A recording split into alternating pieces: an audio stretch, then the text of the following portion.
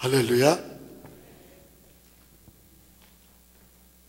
요한일서 4장 9절부터 10절까지 한번 읽어보도록 하겠습니다. 시작. 하나님의 사랑이 우리에게 이렇게 나타난 바 되었으니 하나님이 자기의 독생자를 세상에 보내심은 그로 말미암아 우리를 살리려 하심이라. 사랑은 여기 있으니 우리가 하나님을 사랑한 것이 아니요 하나님이 우리를 사랑하사 우리 죄를 속하기 위하여 화목제물로 그 아들을 보내셨습니다.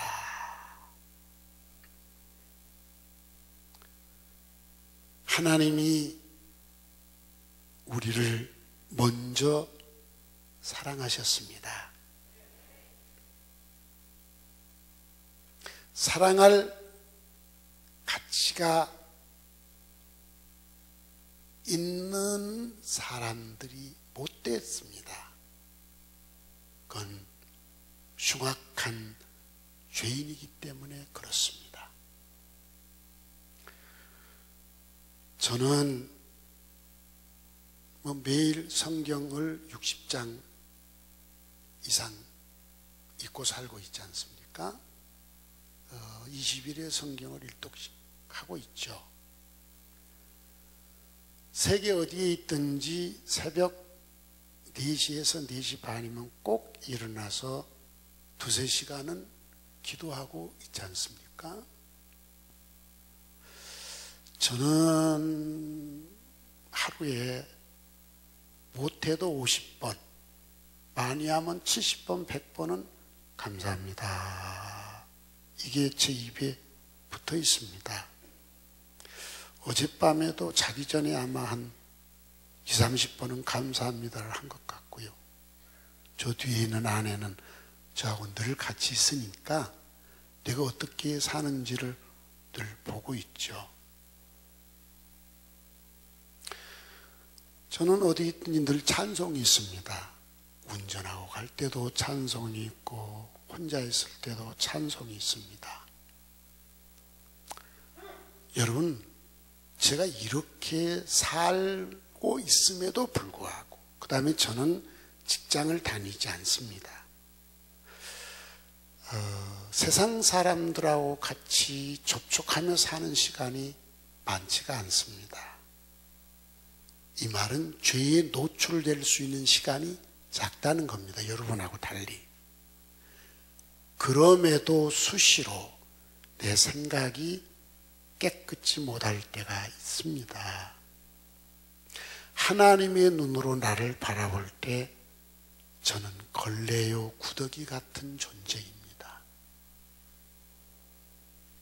그러면 여러분들은 끊임없이 세속에서 세속 사람과 접촉하면서 죄악에 완전 노출된 삶을 살고 있지 않습니까? 그러면 하나님의 눈으로 볼 때 우리가 얼마나 많은 죄를 범하고 삽니까? 어저께 새벽에 이렇게 일어나서 기도했는데 안디옥 교회에서 열심히 신앙생활 하다가 뭔가 좀 못마땅해가지고 또 목사한테 못마땅해서 교회를 떠나고 목사를 욕하고 그런 분도 있어요. 마음 아프죠, 저는. 내가 큰 잘못을 범했는지는 모르겠지만 작은 잘못과 실수가 있는지 모르겠지만 본인이 볼 때는 못마땅한 거죠. 용서가 안 된 거예요. 그리고 떠난 거예요.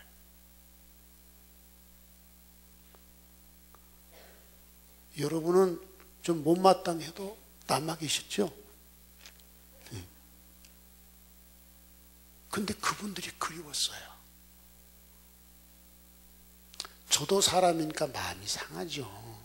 그러나 어제 기도할 때 안디옥에서 신앙생활하며 열심히 신앙생활하고 목사를 사랑하고 그런 모습들이 얼마나 행복했는지 몰라요. 그리웠어요.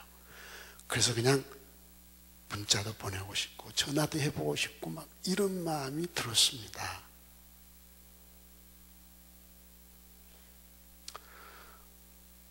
여러분, 제가 목사로 긴 세월을 살면서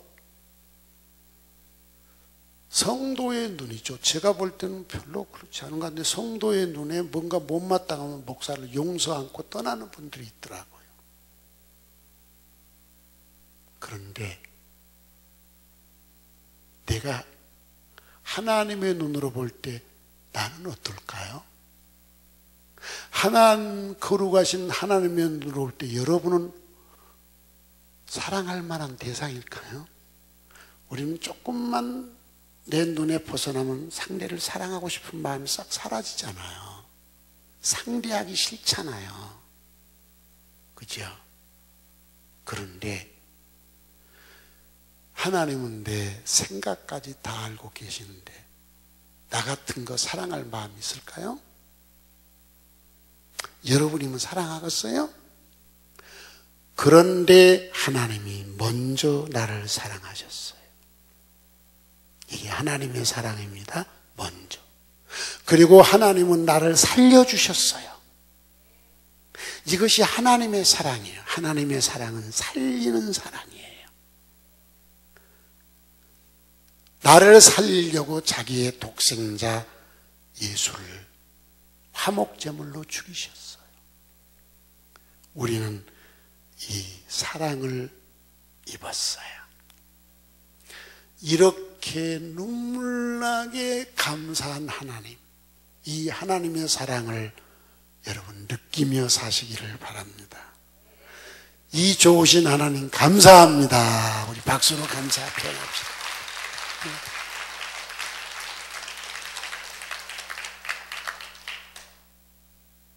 그러면 우리 삶이 좀 달라져야 되잖아요. 오늘 읽은 에베소 5장에 10절에 이런 말씀이 있습니다. 한번 10절 읽어볼까요? 시작. 주를 기쁘시게 할 것이 무엇인지 시험하여 보라. 내가 어떻게 하면 나를 이렇게 사랑해 주신 주님을 기쁘시게 할까?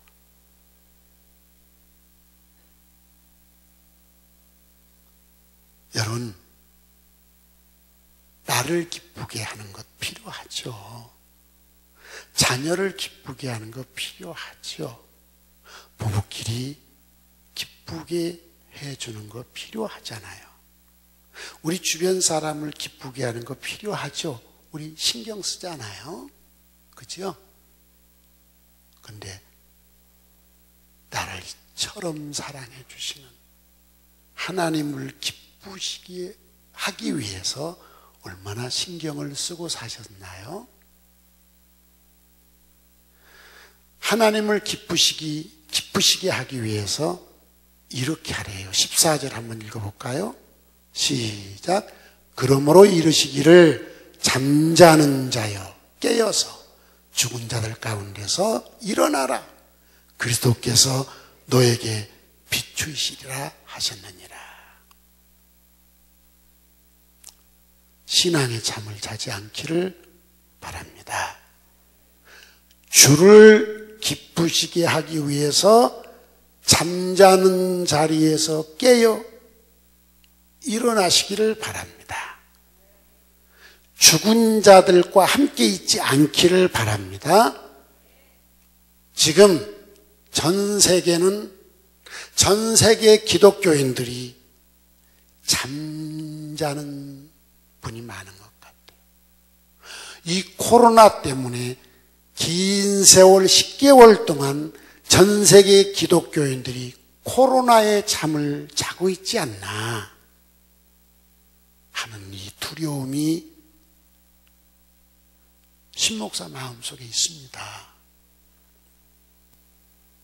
여러분, 세상 사람들은 그 영이 죽어 있는 분들입니다. 영이 죽어있는 세상 사람들이 코로나 속에 잠자고 있는 그 모습 그대로 우리도 잠자고 있지 않나. 코로나가 그렇게 무섭습니까?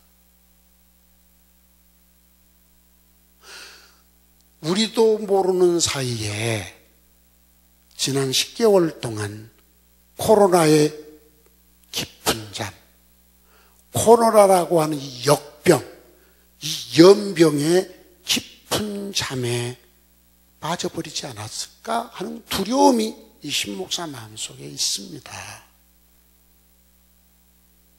성도여, 주를 기쁘시게 합시다. 기쁘시게 하려면 잠자는 자리에서 일어나시기 바랍니다. 죽은 자들과 같이 자지 마시기 바랍니다. 영이 죽어있는 새 속에 코로나에 대한 생각과 똑같은 생각을 갖지 말라는 거예요. 우리는 역병에 대해서 조심할 건 해야죠. 그런데 세상 사람과 똑같은 가치와 삶의 문화를 그대로 답습하지 말라는 거예요. 우리는 잠자면 안 됩니다. 죽은 자와 함께 잠자고 누워있으면 안 됩니다. 일어나시기 바랍니다. 그것이 주님을 기쁘시게 하는 거예요. 여러분, 영적 잠을 자는 사람을 오늘 읽은 15절 이하에 15절부터 21절에 보면 영적 잠을 자는 사람을 표현해 놨어요. 영적 잠을 자는 사람이 누구냐? 지혜 없는 사람이에요. 여러분, 잠언의 지혜가 뭐라겠습니까? 하나님을 경외하는 거라겠습니다. 코로나의 두려움, 세상의 코로나 팬데믹 문화에 빠져서 하나님을 경외하는 마음이 사라졌습니까? 그럼 지혜 없는 자의 삶을 사는 겁니다. 세월을 낭비하는 거예요. 이 사람이 술 취한 사람이라고 했습니다. 18절에 보면 술 취하지 말라, 이는 방탕한 것이라고 했습니다. 방탕이 뭡니까, 여러분? 누가복음에 보면 둘째 아들을 우린 탕자라고 말합니다. 방탕한 사람. 탕자가 누굽니까? 아버지를 떠난 사람. 둘째 아들. 하나님을 떠난 생각, 하나님을 떠난 삶을 사는 게 방탕한 겁니다. 여러분이 저 방탕이 세상 사람이 갖고 있는 방탕의 개념하고 같은 생각을 갖지 마시기 바랍니다. 하나님을 떠난 성도, 하나님의 생각과 달리 세상 사람과 똑같은 생각을 가지고 사는 성도, 이 성도가 영적으로 방탕한 사람입니다. 왜 그렇죠? 술 취했기 때문이에요. 술에 취하면 자기 기분대로 사는 겁니다. 오늘 성경에 보니 주의 뜻이 무엇인지 이해하라고 했어요. 주의 뜻이. 근데 주의 뜻을 먼저 생각하지 않고 언제나 내 생각대로 사는 거예요. 언제나 환경에 젖어 사는 거예요. 세상의 문화에 휩쓸려 가는 거예요. 이 사람이 누구냐? 술 취한 사람. 지금 전 세계 기독교인들이 코로나라는 술에 취해 있습니다. 맞습니까? 안 맞습니까? 여러분 잘 생각해. 오늘 대면 예배를 드리는 성도요, 온라인으로 예배를 드리는 성도요, 여러분 지금 코로나에 취했습니까? 안 취했습니까? 솔직하게 얘기해 보세요. 코로나에 취해 있죠? 만취돼 있죠? 코로나에 취해 있으니까 코로나 생각밖에 없고 내 생각대로 살고 분위기 따라 사는 거지 주의 뜻이 무엇인지 이해하려고 하지 않습니다. 주를 기쁘시게 하는 일이 무엇인가가 먼저가 아니라 내가 먼저가 되어 있습니다. 성도 여러분, 주를 기쁘시게 하는 일은 복잡하지 않아요. 아주 간단하고 명료한 것입니다. 그게 뭐냐고요? 18절에 딱 오직 only 하나밖에 없어요. 오직 다 같이 다시 큰 소리로 오직 이것이 하나님을 기쁘시게 하는 겁니다. 성도여, 코로나로 충만하지 않기를 바랍니다. 코로나가 만들어준 세상 문화로 여러분의 생각이 충만하지 않기를 바랍니다. 오직 성령으로 충만하십시오. 그러면 정신 차린 사람이고요, 잠자는 데서 깨어 일어난 사람이고요, 오직 성령이 충만한 사람은 지혜 있는 사람이 되는 거고요, 오직 성령이 충만한 사람은 주를 기쁘시게 하는 사람이 되고 세월을 아끼는 사람이 되는 것입니다.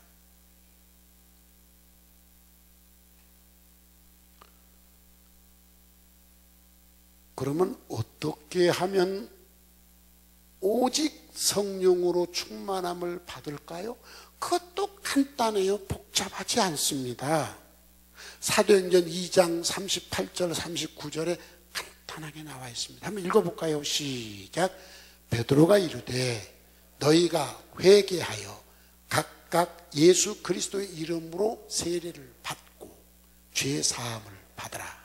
그리하면 성령을 선물로 받으리니 이 약속은 너희와 너희 자녀와 모든 먼데 사람 곧 주 우리 하나님이 얼마든지 부르시는 자들에게 하신 것이라.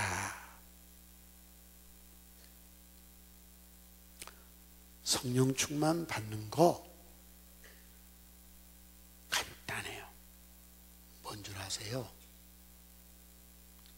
회개하고 예수의 이름으로 세례를 받고 죄 사함을 받으라. 그리하면 성령을 선물로 너희에게 주시리라. 저 말씀을 여러분이 이해해야 돼요. 자, 회개, 세례, 죄 사함 동시에 일어나는 같은 일이에요. 그런데 지금 한국교회 문화로는 저걸 이해하기가 어렵습니다. 여러분, 한국 교회의 전통이 꼭 성경적이지 않습니다. 어떤 것은 성경적이지만 어떤 것은 성경적이지 않는 것도 많이 있어요. 교회의 전통은 우리들이 받아들이되 성경적이지 않는 것에 대해서는 경계할 필요가 있는 거죠. 기독교가 출발해서 역사적으로 한참 흘러가면서 이렇게 전통이 만들어진 거예요. 그 전통을 성경보다 우선시하다가 기독교가 타락한 겁니다. 성경을 읽지 않으니까 교회가 하는 것이 성경인 줄 알게 된 거예요. 이것이 로만 캐토릭화 된 거죠. 한국 교회도 보면 그런 것 같아요.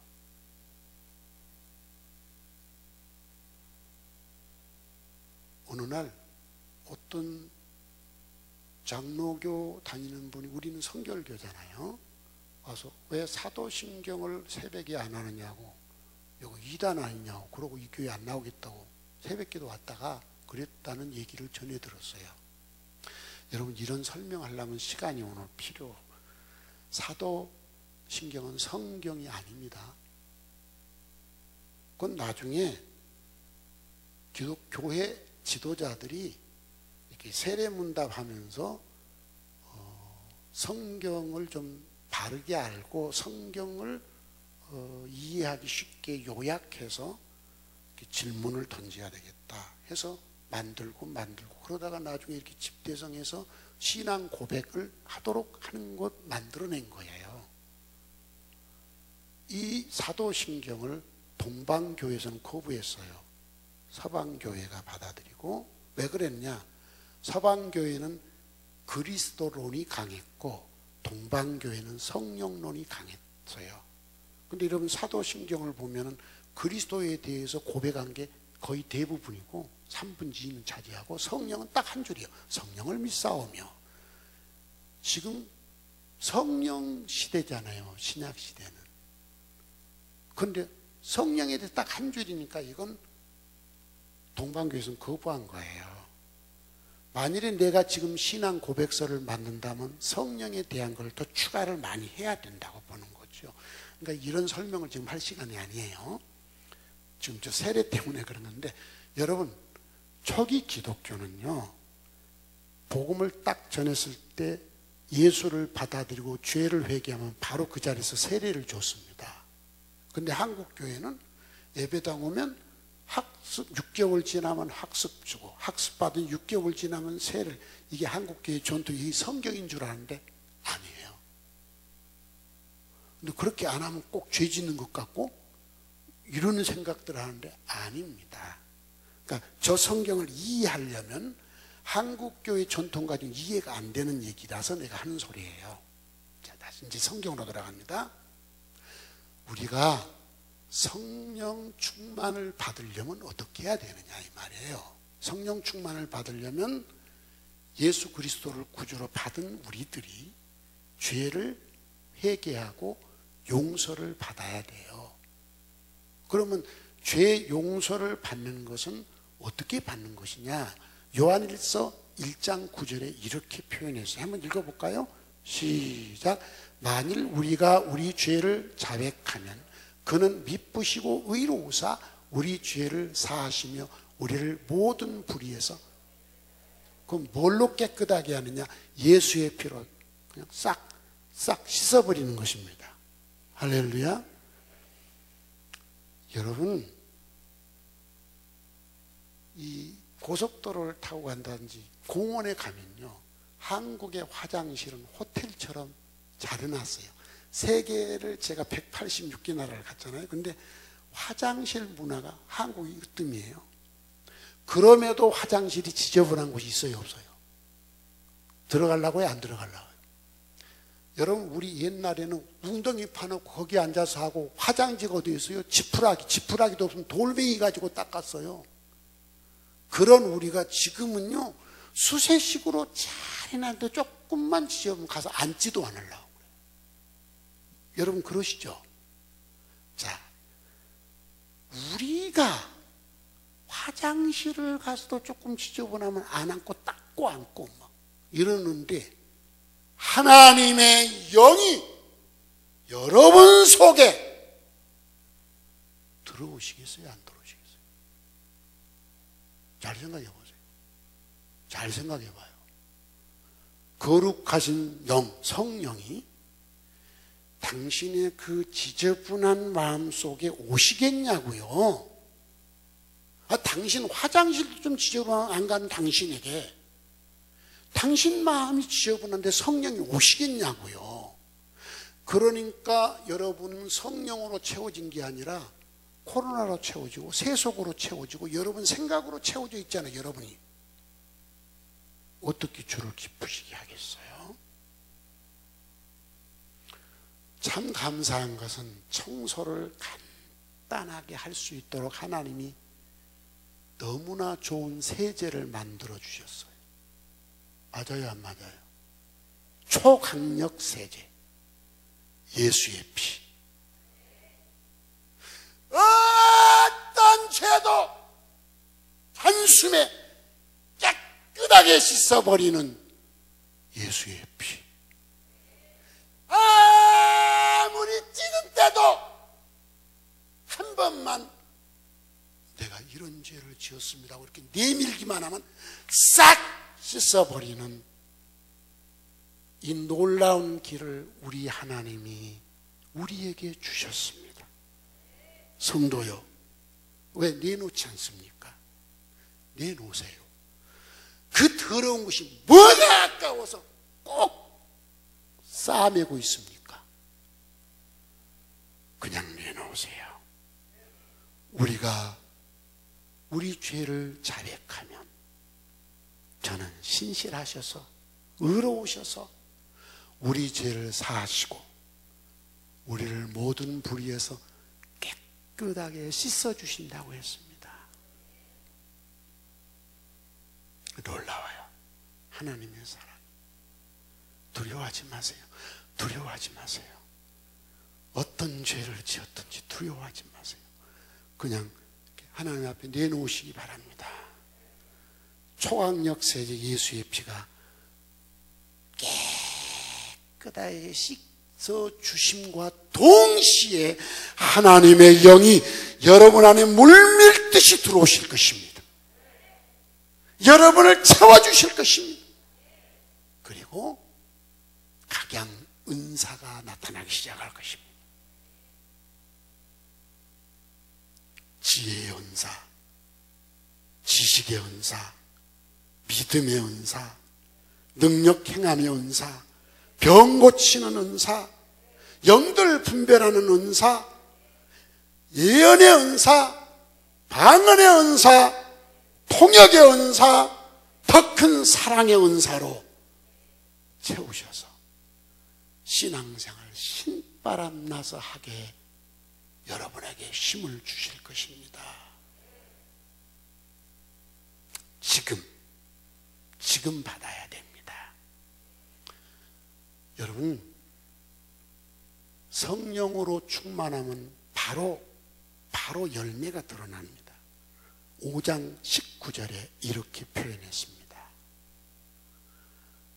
시작. 시와 찬송과 신령한 노래들로 서로 화답하며 너희의 마음으로 주께 노래하며 찬송하며. 저거 뭐 설명을 할 필요 없고 그냥 찬송이 나오는 것입니다. 할렐루야. 여러분, 죄 씻음을 받고 하나님의 영으로 채워지면 저절로 내 입에서 찬송이 나오는 찬송의 삶을 살게 되는 것입니다. 저는 운전하고 가면서도 찬송을 언제나 나와. 제가 저 리트릿 빌리지 목포까지 운전하고 가려면요 4시간 이상을 운전하고 가는데 우리 아내 타고 오면 내가 어떤 노래를 부르는지 아내는 옆에서 운전 옆에 하는 거 보고 다 내가 찬송을 어떻게 부르고 사는지 봐요. 여러분, 운전하고 가면서 그렇게 찬송을 부르시나요? 불러야 되죠. 아까 얘기했잖아요. 저는 감사가 넘쳐요. 감사가. 오늘 아침에도 감사를 참 많이 했어요. 어떤 때는 가끔 감사합니다. 그럼 우리 아내도 감사합니다. 그런데 어떤 때는 안 할 때가 있으면 여보 할렐루야 아멘 해야지. 그럼 할렐루야 아멘 감사합니다. 할렐루야 아멘. 오늘 아침에는 행복해. 헌금을 일주일 전에 준비했는데 다시 또 막 헌금을 집어넣으면서 행복해. 11조를 집어넣으면서. 뭐냐? 생일이라고 우리 아이들이 선물을 했어요. 거기다가 막 칠순 기념 글씨를 다 새기라고 했어요. 왜? 나 죽고 난 뒤 두고 흔적으로 남겨놔라. 그걸 전부 돈으로 계산해서 11조를 뗀 겁니다. 저는 내게 들어오는 현찰이 아니라 무엇이든지 내게 들어오는 소득은 상대가 11조를 뗐지만 나는 언제나 또 뗍니다. 그래서 나한테 어떤 분이 기타 해주겠다는데 그것도 돈 얼마짜리를 해줄까? 계산해서 11조 뗐어요. 그래가지고요 봉투에 넣었어요. 그리고 들어가니까 우리 아내가 샤워하기 위해서 여보 언제나 이렇게 11조를 하고 살아야 돼. 우리는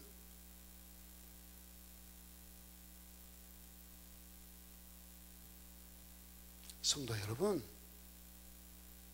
항상 찬송이 있어지기를 바랍니다. 죄를 내놓으세요. 초강력 세제로 씻어버릴 겁니다. 바로 성령이 선물로 임할 것입니다. 그때는 우리 입에서 찬송, 원망, 불평, 남을 악담 전혀 아니에요. 그냥 찬송이 저절로 나올 줄 믿습니다. 20절 시작. 범사에 우리 주 예수 그리스도의 이름으로 항상 아버지 하나님께 감사하며. 범사에 감사하시길 바랍니다. 저 이제 다음 주 은퇴식 있잖아요. 저는 안디옥교회 담임 목사직의 은퇴지 사명의 은퇴가 아니에요. 내 사명은요, 숨 거둘 때까지. 그리고 나는 담임 목사직 은퇴 후에 더 큰 멍에가 지워졌어요. 그게 원로 목사입니다. 원로가 뭐냐? 어른이 돼서. 구약성에 보면 원로들이 성문에 앉아가지고 재판을 해주잖아요. 싸움이 일어나면 중재도 해주고 재판도 하고 안 되면 결정도 해주고. 그 무거운 짐이 저한테 또 주어진 거예요. 근데 예배당 건축하고 세계 일주하고 교회가 돈이 없으니까 저한테 줄 게 아무것도 없죠. 여러분 사퇴간금 했는데 전세금도 안 되는 것 같아요. 나온 게.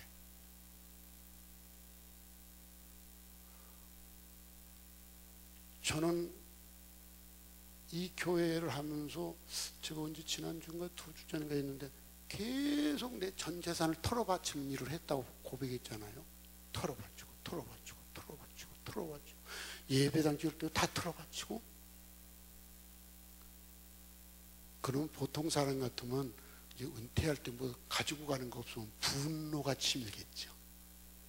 근데 저는 해피한. 왜 해피한 줄 아세요? 주의 성령이 내 안에 충만하기 때문에 범사에 감사하는 마음을 갖고 있습니다. 자족하는 마음을 갖고 있습니다. 그리고 주께서 내 길을 복 주시리라고 확신에 넘치고 있습니다. 내가 여러분에게 자주 얘기했죠. 내가 얼마나 복받고 사는지 눈 뜨고 지켜보라고 했잖아요. 저는 그런 확신이 있습니다. 그 다음에 세 번째로 여러분 성령 충만한 이런 변화가 옵니다. 21절 읽어볼까요? 시작. 그리스도를 경외함으로 피차 복종하라. 그리스도를 두렵고 떨림으로 섬기면서 성도끼리 신앙 안에서 막 고집 부리고 다투지 않고 복종하는 것입니다. 그럼 이 얼마나 멋있어. 막 니냐 나냐 막 싸우는 게 아니라 막 고집만 부리는 게 아니라 그리스도를 경외하는 정신으로 신앙으로 서로 복종하게 된다는 것. 할렐루야. 성령 충만하십시오. 주를 기쁘시게 하는 사람이 될 것입니다. 잠자는 자여 그 자리에서 깨어 일어나 죽은 자들과 함께 하지 말라는 거예요. 세월을 아끼라. 주를 기쁘시게 하는 사람이 되라. 어떻게 하면? 성령 충만하면. 어떻게 해야 성령 충만 받냐? 죄를 주께 내놓으세요. 그러면 초학력 세진 예수의 피로 말끔히 써버리고 하나님의 영으로 충만하게 채워주실 것입니다. 그 사람에게는 열매가 나타납니다. 성령 충만하나 안 하나는 보면 알아요. 어떻게? 항상 입술에 찬송이 있고 범사에 감사하게 되고 아멘. 그리고 경외하는 마음으로 피차 복종하는 것입니다. 이것이 성도의 행복인 것입니다. 나름의 행복으로 살지 마시고 세속의 행복으로 살지 마시고 성령 충만으로 주시는 성도의 행복을 꼭 누리시기를 바랍니다. 코로나에 잠자는 성도여, 코로나 술에 취한 성도여, 깨어 일어나 주를 기쁘시게 하는 사람 되시기 바랍니다. 우리 모두 성령 충만합시다. 이제 찬송을 부르고 기도를 할 텐데 죄를 주께 내놓으시기 바랍니다. 많이 내놓으세요. 모두 내놓으세요.